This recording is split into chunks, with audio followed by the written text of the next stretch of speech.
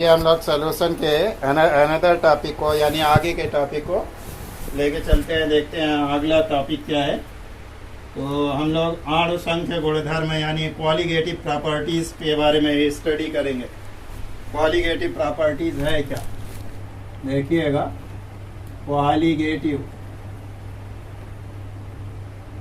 Properties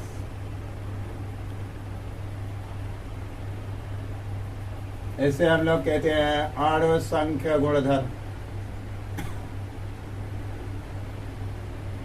अणु संख्य गुणधर्म, तो इस पे आज हम लोग डिस्कस करेंगे कि अणु संख्य गुणधर्म है क्या। फिजिक्स में, केमिस्ट्री में आप लोगों ने यानी रसायन में आप लोगों ने देखा था कि इसके पहले राउल्ट्स लॉ हुआ था और relative lowering in vapour pressure हुआ था, यानी सापेक्ष वाष्प दाब अनुमान हुआ था। सापेक्ष वाष्प दाब अनुमान के बाद आपके सामने यह है अणु संख्य गुणधर्म। अणु संख्य गुणधर्म है क्या, यानी किसी भी विलयन का वह भौतिक गुण जो विलयन में उपस्थित विलेय के कणों की संख्या पर, विलेय के कणों की संख्या का मतलब विलेय अणु भी हो सकता है, आयन भी हो सकता है, और उसके अलावा मोल में भी हो सकता है। तो विलेय के अणु मोल में भी हो सकते हैं, आयंस में भी हो सकते हैं, अणु में भी हो सकते हैं। तो विलेय के अणुओं की संख्या पर जो गुण डिपेंड करता है, निर्भर करता है, उसी को हम लोग अणु संख्य गुणधर्म कहते हैं। यानी किसी भी रासायन का वह, किसी भी विलयन का वह भौतिक गुण जो विलयन में उपस्थित विलेय के कणों की संख्या पर निर्भर करता है, उसी को अणु संख्य गुणधर्म कहते हैं। यह विलेय की प्रकृति पर निर्भर नहीं करता, विलेय के नेचर पर निर्भर नहीं करता। तो हम लोग कहते हैं कैसे हैं, देखेंगे इसके बारे में। कहते हैं the property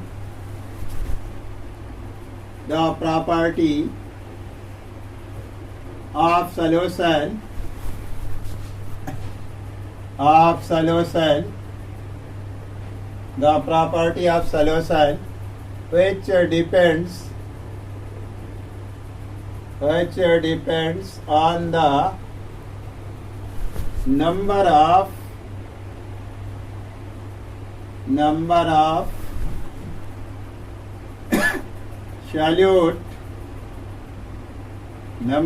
solute ions, mole or molecule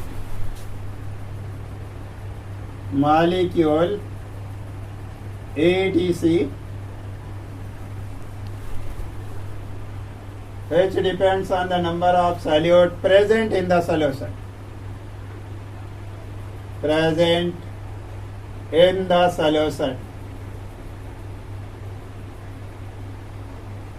जो विलयन में उपस्थित विलेय के कणों की संख्या पर निर्भर करता है, उसी को हम लोग क्वालिटेटिव प्रॉपर्टी कहते हैं। but does not depends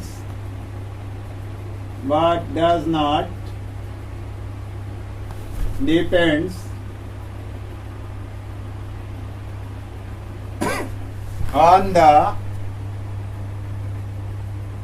nature of solute, जो solute के नेचर पर डिपेंड न करे, बल्कि solute के नंबर ऑफ पार्टिकल्स पर, नंबर ऑफ सॉल्यूट पर डिपेंड्स करे कि नंबर ऑफ सॉल्यूट कितना है, सॉल्यूट पार्टिकल कितना है, नंबर ऑफ सॉल्यूट पार्टिकल पर डिपेंड करे। Number of solute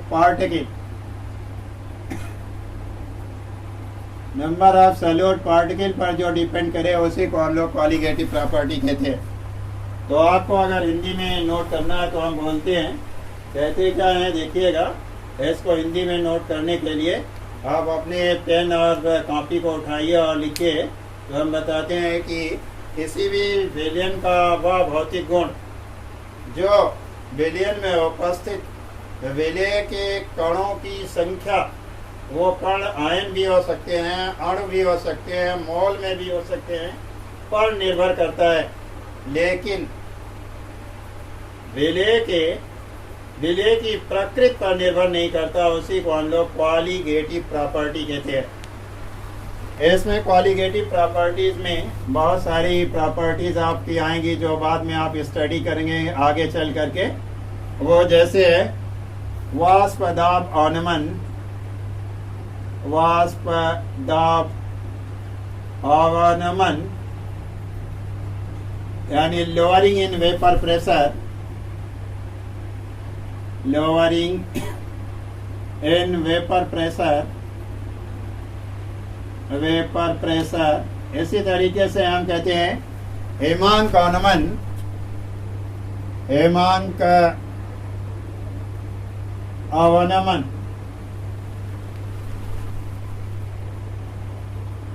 हेमांक अवनमन, lowering in freezing point, lowering in freezing point, freezing point, ATC, ये सब ऐसी प्रॉपर्टीज हैं जो क्वालिटेटिव प्रॉपर्टीज होती हैं और केवल सॉल्यूट के कणों की संख्या पर, पार्टिकल्स ऑफ सॉल्यूट नंबर्स पर डिपेंड करती हैं। तो ये ऐसी प्रॉपर्टीज है। लेकिन इससे पहले इन प्रॉपर्टीज की स्टडी करने से पहले हम सॉल्यूशन के दो टाइप्स को की स्टडी करते हैं। जनरली देखते हैं सॉल्यूशन जो होता है, सॉल्यूशन टाइप में देखें तो अगर हम लोग सॉल्यूशन को देखें तो सॉल्यूशन टू टाइप्स का होगा। जैसे एक सॉल्यूशन को हम लोग कहते हैं आदर्श विलयन, आदर्श विलयन, और एक को कहते हैं अनादर्श विलयन, अनादर्श विलयन। इसी को हम लोग इंग्लिश में कहेंगे, इसको कहते हैं आइडियल सॉल्यूशन, आइडियल सॉल्यूशन, और दूसरे को कहते हैं non ideal solution, non ideal, non ideal solution. ये दो टाइप्स के हो गए। अब हम लोग कैसे कह सकते हैं कि कौन सा सॉल्यूशन आइडियल है, कौन सा सॉल्यूशन आइडियल नहीं है? तो वो सॉल्यूशन जैसे हम लोग कहते हैं कि वे बच्चे आइडियल हैं जो अपने मम्मी और पापा की सभी बातों को माने, उनको आइडियल कहें। जो ना माने उनको हम लोग कह दें कि वो आदर्श नहीं है, अच्छे बच्चे नहीं है। उसी तरीके से विलियन में जो राउल्ट्स लॉ को फॉलो करे, राउल्ट्स लॉ को, राउल्ट्स लॉ को जो फॉलो करे, जो राउल्ट्स लॉ का पालन करे, फॉलो करे, उसी को हम लोग आइडियल सॉल्यूशन कहते हैं। और जो राउल्ट्स लॉ को फॉलो ना करे या राउल्ट्स लॉ से डेविएट कर जाए या डेविएशन कर जाए, राउल्ट्स लॉ को ना माने, तो उसी को हम लोग कहते हैं अनादर्श विलयन। अब चलिए हम लोग स्टडी कर लेते हैं कि आदर्श विलयन राउल्ट्स लॉ के क्या रूल्स हैं, किसको फॉलो करे तो वो आइडियल सॉल्यूशन है, नहीं तो आइडियल सॉल्यूशन नहीं है। चलिए देखते हैं कैसे हम लोग पता करते हैं कि कोई सॉल्यूशन आइडियल है या नहीं। तो सबसे पहले हम लोग आइडियल सॉल्यूशन पर ही स्टडी करेंगे, आदर्श विलयन पर। आदर्श विलयन के लिए देखते हैं हम लोग आदर्श विलयन,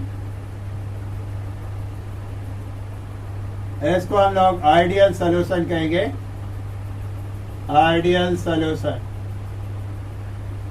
अब इस आइडियल सॉल्यूशन के बारे में स्टडी करने से पहले हम लोग देखते हैं कि सॉल्यूशन को फॉर्म कैसे किया जाता है। सॉल्यूशन फॉर्मेशन क्या है, कैसे सॉल्यूशन को हम लोग फॉर्म करते हैं, बनाते कैसे। चलिए मान लेते हैं कि दो सब्सटेंस लेते हैं। एक सब्सटेंस सपोज करिए हमने ले लिया, ये सपोज करिए ये वेसल है, वेसल के अंदर हमने एक ले लिया कुछ सब्सटेंस। ये सब्सटेंसेज जो है इसको हम लोग सपोज करिए इसको हम ए से रिप्रेजेंट कर देते हैं, यानी ए के मॉलिक्यूल के बने हुए हैं। ये सपोज कर लीजिए ये विलय है, विलेय है। और मान लीजिए इसका जो वॉल्यूम हो यानी आयतन ये कुछ फिक्स हो, आयतन जो हो वो फिक्स हो। मान लेते हैं ये आयतन क्या हो, V1 हो। और एक दूसरा सब्सटेंस लेते हैं जिसमें सॉल्यूट को हम डिसॉल्व करते हैं या मिलाते हैं। मान लीजिए ये तरल है, विलेय जो है तरल है। यहाँ दूसरा विलायक तरल ले लेते हैं, विलायक तरल ले लिया गया। अब किया क्या गया, लिक्विड लिया गया। यहाँ मान लेते हैं ये लिक्विड जो है इनके मॉलिक्यूल को हम B से रिप्रेजेंट कर देते हैं, BB लिख देते हैं। यानी ये एक ही टाइप के मॉलिक्यूल से मिल करके बने हुए हैं, BB मॉलिक्यूल से। अब करते क्या है, इसका मान लेते हैं ये भी आयतन फिक्स है, वॉल्यूम इसका फिक्स है। सपोज करिए ये V2 हो। अब जब दोनों को हम लोग एक ही में मिक्स कर दें यानी दोनों को मिला दें, जब मिलाएंगे तो एक सॉल्यूशन बनेगा। केयर करेंगे, ये सॉल्यूशन मान लीजिए सपोज करिए बन गया। इस सॉल्यूशन में होगा क्या, A होगा, B होगा, A के मॉलिक्यूल होंगे, B के मॉलिक्यूल होंगे, B के मॉलिक्यूल होंगे, A के मॉलिक्यूल होंगे। इसी तरीके से B A B B A, इस तरीके से तमाम दोनों विलेय और विलायक यानी सॉल्यूट और सॉल्वेंट, सॉल्यूट और सॉल्वेंट दोनों के मॉलिक्यूल होंगे। ये दोनों के मॉलिक्यूल हो गए। जब ये मॉलिक्यूल एक दूसरे से मिले तो ये बन गया एक मिक्सचर यानी मिश्रण बन गया। लेकिन कैसा मिश्रण बना, मिश्रण ये समांगी मान लीजिए, होमोजीनियस मिक्सचर है, होमोजीनियस मिक्सचर हो गया। इस होमोजीनियस मिक्सचर में क्या हो तो ये पता चलेगा कि ये एक आइडियल सॉल्यूशन है और नहीं तो ये आइडियल सॉल्यूशन नहीं है। अब हम देखते हैं कि ये जो मिक्सचर आया इसका वॉल्यूम मान लेते हैं, इसको हम V मिक्स लिख दें। तो V मिक्स होना क्या चाहिए, इक्वल होना चाहिए V1 प्लस V2 के, यानी दोनों के बराबर होना चाहिए। जो सॉल्यूशन है, सॉल्यूशन का जो आयतन होना चाहिए यानी वॉल्यूम जो होना चाहिए वो सॉल्वेंट और सॉल्यूट के वॉल्यूम के सम के बराबर होना चाहिए, यानी दोनों के योग के बराबर होना चाहिए। V1 और V2 के योग के बराबर होना चाहिए। अगर ऐसा है तो ये विलयन जो है, इसका मतलब ये जो विलयन आया ये विलयन कैसा है, आदर्श विलयन है, आदर्श विलयन है। इसका मतलब मिलाने पर जो ये मिक्स आया वॉल्यूम, ये दोनों वॉल्यूम के इक्वल, सम के इक्वल के बराबर होना चाहिए। यानी इसमें डेल्टा V मिक्स जो होना चाहिए वो क्या होना चाहिए, 0 होना चाहिए। 0 होने का मतलब क्या हुआ, दोनों को जब हमने मिलाया और सॉल्यूशन ऑब्टेन किया यानी सॉल्यूशन को हासिल किया, प्राप्त किया या मिला हमें, तो सॉल्यूशन का अगर वॉल्यूम दोनों के वॉल्यूम के सम के बराबर है तो ठीक है, और अगर कम या ज्यादा है तो अगर कम है या ज्यादा है, अधिक है, तो उसको डेल्टा V मिक्स जो है वो डेल्टा V मिक्स कुछ नंबर्स नहीं आना चाहिए, वो हमेशा 0 ही होना चाहिए। डेल्टा V मिक्स हमेशा 0 जब होगा तो वो आइडियल सोल्यूशन होगा। सपोज करिए, मान लीजिए इसको हमने 10 ml लिया और इसको लिया 20 ml, 10 ml और 20 ml, तो इसका मतलब V मिक्स जो आना चाहिए वो टोटल क्या आना चाहिए, V1 प्लस V2 के बराबर, यानी 10 प्लस 20 यानी हो गया 30 ml के बराबर आना चाहिए। ऐसा नहीं होना चाहिए कि ये 29 ml हो जाए। अगर 29 ml हो गया तो इसका मतलब कम हो गया, डिक्रीज कर गया। डिक्रीज करने की वजह से ये डेल्टा V अगर 29 है, डेल्टा V मिक्स जो हो गया ये किसके बराबर हो गया, 1 के बराबर हो गया। अगर सपोज करिए ये 31 हो गया तो इसका मतलब क्या हो गया कि वॉल्यूम जो हो गया इंक्रीज कर गया, इसलिए डेल्टा V मिक्स जो हो गया वो 1 इंक्रीज कर गया। इसको -1 कहेंगे क्योंकि ये डिक्रीज किया है, और इसको हम लोग कहेंगे मिक्स को 1 कहेंगे, इसका मतलब ये इंक्रीज किया, इसलिए ये सोल्यूशन कैसा होगा, आइडियल सॉल्यूशन नहीं होगा। आइडियल सॉल्यूशन होने के लिए डेल्टा वी जो होना चाहिए, वी मिक्स जो होना चाहिए, वो हमेशा 0 होना चाहिए। तो हम इसकी कुछ प्रॉपर्टीज लिखते हैं, वो डेल्टा वी मिक्स यहाँ साइड में। यानी पहली प्रॉपर्टीज क्या होनी चाहिए, डेल्टा वी मिक्स जो होनी चाहिए वो 0 होनी चाहिए, 0 से ज़्यादा नहीं होनी चाहिए या कम और अधिक नहीं होनी चाहिए। अगर 0 से कम और अधिक हुई तो ऐसी कंडीशन में वो आइडियल सॉल्यूशन नहीं है। अब चलते देखते हैं कि यहाँ पर 2 मॉलिक्यूल है, सपोज करिए ए के 2 मॉलिक्यूल हैं, तो ये किसी ना किसी फोर्स से बंधे होंगे, चाहे ये वंडरवाल फोर्स होगा, चाहे फोर्स ऑफ अट्रैक्शन होगा, कोई भी फोर्स इसे एक दूसरे से, एक मॉलिक्यूल को दूसरे मॉलिक्यूल को से बाइंड करके रखा होगा। तो जब हम सॉल्यूशन में इसे डालेंगे तो सॉल्यूशन में होगा क्या, ये बॉन्ड ब्रेक होगा। बॉन्ड ब्रेक करने के लिए क्या, हीट प्रोवाइड करनी पड़ेगी। हीट प्रोवाइड करेंगे हम लोग, यानी ऊर्जा देंगे, हीट प्रोवाइड। जब हीट प्रोवाइड होगी तो ये रिएक्शन कैसा होगा देखेंगे। ये रिएक्शन होगा एब्जॉर्प्शन रिएक्शन होगा, यानी एब्जॉर्प्शन। एब्जॉर्प्शन एब्जॉर्प्शन का मतलब हुआ ये रिएक्शन जो होगा एंडोथर्मिक होगा। एंडोथर्मिक एंडोथर्मिक यानी इसमें एनर्जी लगेगी, एनर्जी ये रिसीव करेगा, एनर्जी रिसीव करके ये बॉन्ड ब्रेक होगा। इसी तरीके से देखते हैं यहाँ बीबी में भी होगा।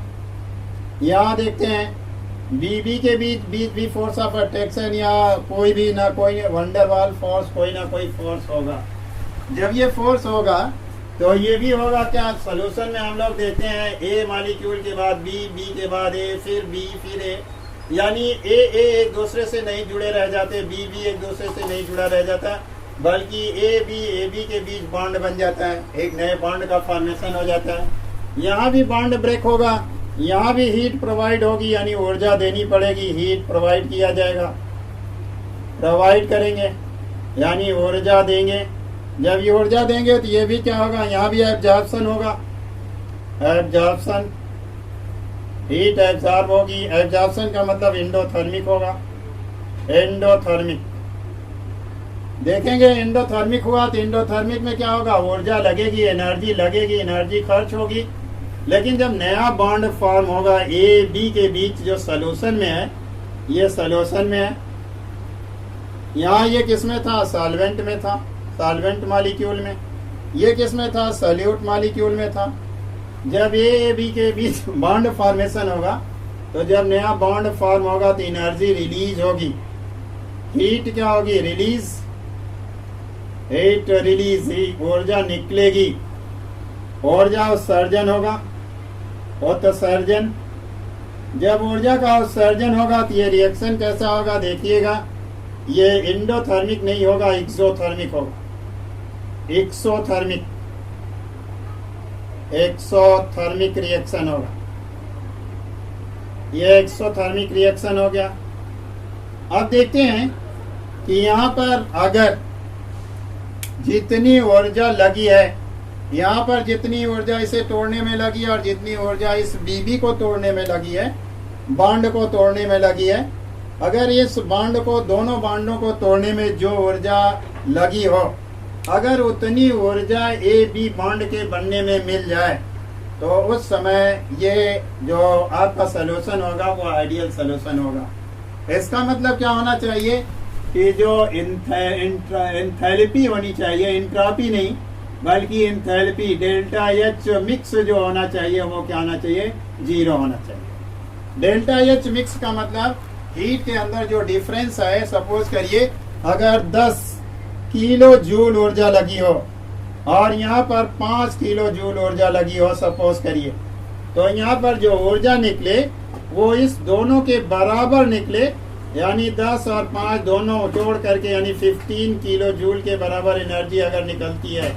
तो इसका मतलब ये सॉल्यूशन जो है, ऐसा सॉल्यूशन कौन सा सॉल्यूशन होगा, आदर्श सॉल्यूशन होगा, यानी आदर्श विलयन होगा। डेल्टा एच मिक्स जो होना चाहिए ये 0 होना चाहिए। फिर तीसरा पॉइंट देखते हैं, तीसरा पॉइंट क्या होना चाहिए, इंट्रैक्शन। इंट्रैक्शन क्या है, इंटरेक्शन का मतलब देखिएगा, जो यहाँ बॉन्ड दोनों के बीच है, ये बॉन्ड ब्रेक हो रहा है। इस बॉन्ड में लगने वाली एनर्जी और इस बॉन्ड को ब्रेक करने में लगने वाली एनर्जी दोनों बराबर होनी चाहिए।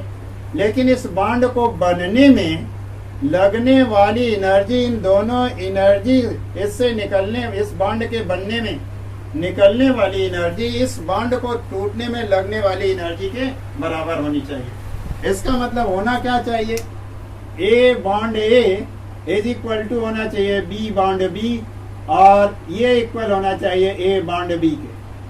कभी भी यानी इक्वल होना चाहिए, नॉन इक्वल नहीं होना चाहिए इंटरेक्शन। इसका मतलब ये टोटल डिपेंड करेगा इंटरेक्शन के ऊपर।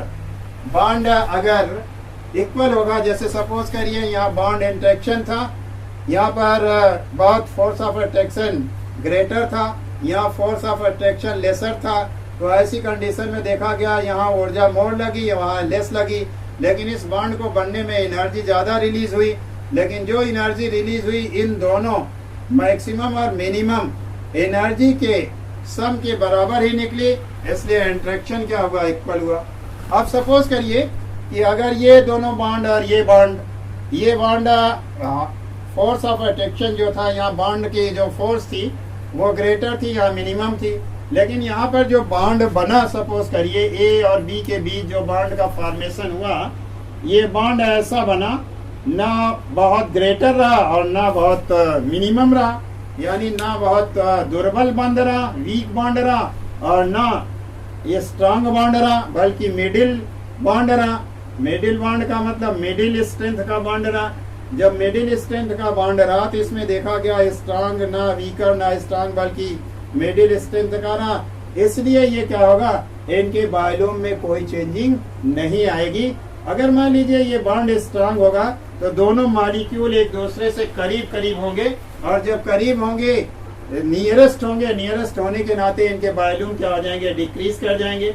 और अगर मान लीजिए बॉन्ड बहुत वीक होगा तो ये मॉलिक्यूल एक दूसरे से दूर दूर हो जाएंगे, जब दूर दूर हो जाएंगे तो वॉल्यूम इंक्रीज कर जाएगा।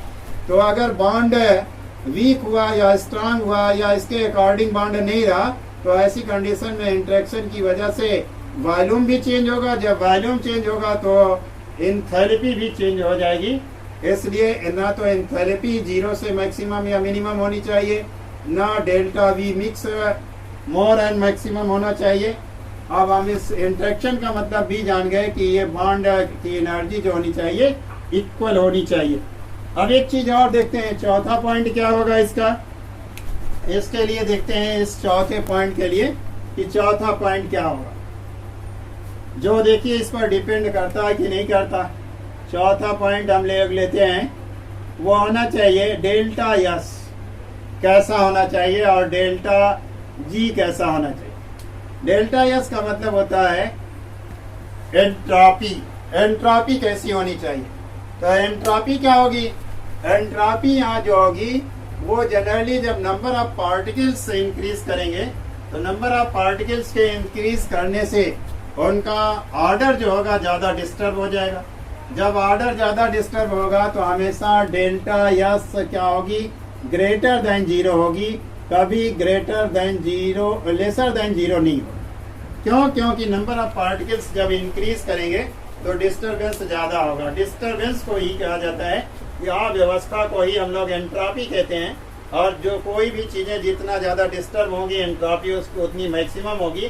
तो यहाँ नंबर ऑफ पार्टिकल्स इंक्रीज करेंगे, क्योंकि ए और बी दोनों पार्टिकल एक ही में मिक्स हो रहे हैं, इसलिए मॉलिक्यूल दोनों प्रकार के दोनों तरह के मॉलिक्यूल मिक्स कर रहे हैं, इसलिए एंट्रोपी इंक्रीज कर जाएगी। तो entropy is always greater than zero. और अनदर देखते हैं, ये delta G gives free energy जो होती है, गिव्स फ्री एनर्जी जो स्पॉन्टेनियस रिएक्शन होते हैं, स्पॉन्टेनियस रिएक्शन के लिए डेल्टा जी का मान जो होता है, डेल्टा जी की वैल्यू जो होती है वो ऑलवेज लेस देन जीरो होती है। जितने स्पॉन्टेनियस रिएक्शन का मतलब जो रिएक्शन खुद होते हैं, खुद ब खुद हो, जैसे पानी में शक्कर को डाल दिया जाए तो शक्कर डिजॉल्व कर जाएगी, तो ये स्पॉन्टेनियस रिएक्शन है। तो स्पॉन्टेनियस रिएक्शन जो खुद ब खुद होते हैं उसके लिए डेल्टा जी का की वैल्यू जो होती है वो लेसर देन जीरो होती है। और ये दोनों वैल्यू, इस दोनों वैल्यू पर कभी भी आइडियल सोल्यूशन डिपेंड नहीं करता, does not depend on it, does not depends on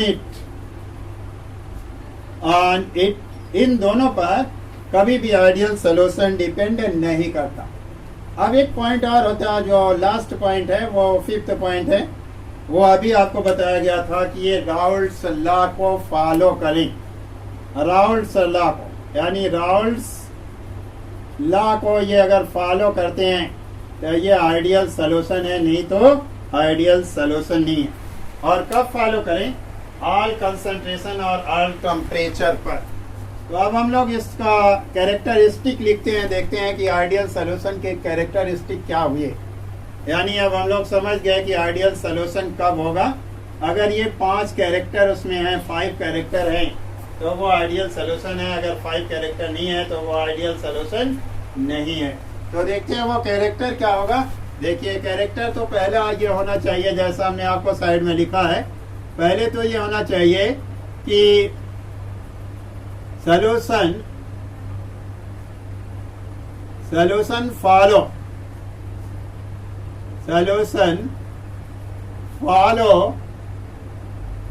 follows the Raoult's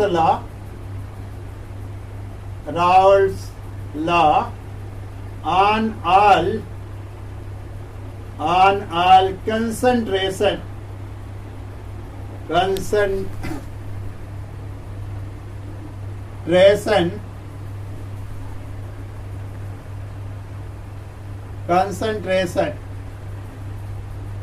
and all temperature, यानी सभी ताप और सांद्रता पर अगर विलियम राउल्ट्स लॉ को फॉलो करता है तो वो आइडियल सोल्यूशन है।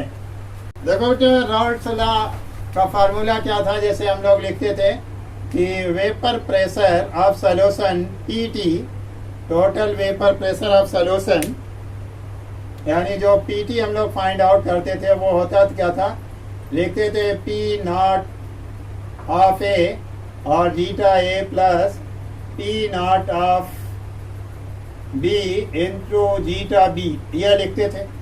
यहाँ पर हम लोग देखते हैं क्या है कि सपोज करिए इसमें 2 वैल्यू होती हैं। ये PT जो है, एक 2 वैल्यू का मतलब एक होती है एक्सपेरिमेंटल वैल्यू, एक्सपेरिमेंटल वैल्यू। देखिए अगर हम लोग मैनोमीटर से लैब में एक्सपेरिमेंट करें और मैनोमीटर से किसी सॉल्यूशन का टोटल प्रेशर फाइंड आउट करें तो वो प्रेशर क्या होगा, ऑब्जर्व्ड प्रेशर होगा। ऑब्जर्व्ड प्रेशर ये हो गया ऑब्जर्व्ड प्रेशर। अगर ये ऑब्जर्व्ड प्रेशर जब हम लोग थ्योरेटिकली, ये तो एक्सपेरिमेंट के थ्रू निकला हुआ है प्रेशर होगा, अगर इसको हम लोग थ्योरेटिकली कैलकुलेट करके निकालें, कैलकुलेटेड वैल्यू, अगर इसको हम लोग कैलकुलेट करके निकालते हैं और एक्सपेरिमेंटल वैल्यू और कैलकुलेट वैल्यू अगर इक्वल हो जाती है, यानी दोनों कंडीशन में कैलकुलेट वैल्यू एक्सपेरिमेंटल वैल्यू के इक्वल आ जाती है, तो इसका मतलब वो होगा, कैसा सोल्यूशन होगा, आइडियल सोल्यूशन है। और अगर इसकी एक्सपेरिमेंटल वैल्यू कैलकुलेट वैल्यू से डिफर करती है या कैलकुलेट वैल्यू एक्सपेरिमेंटल वैल्यू से डिफर करती है, तो ऐसे सोल्यूशन को हम लोग आदर्श विलयन नहीं कहेंगे। फॉर एग्जांपल के लिए एक एग्जांपल दे देते हैं आइडियल सोल्यूशन के लिए। वो देखिए, जैसे मेथेनॉल और एथेनॉल, इन दोनों को अगर हम लोग मिक्स कर दें तो जो विलयन बनेगा वो विलयन कैसा होगा, आइडियल सोल्यूशन होगा। यानी इन दोनों के मिक्स करने से जो सोल्यूशन बनेगा वो विलयन कैसा होगा, सोल्यूशन कैसा होगा, आइडियल सोल्यूशन होगा। तो ये एक एग्जांपल हो गया। ऐसे बहुत सारे एग्जांपल्स आपको मिलेंगे जो आइडियल सोल्यूशन के होंगे। फिर हम आपको अगले लेक्चर पर डिस्कस करेंगे कि कैसे पता करेंगे कि आइडियल है या नहीं।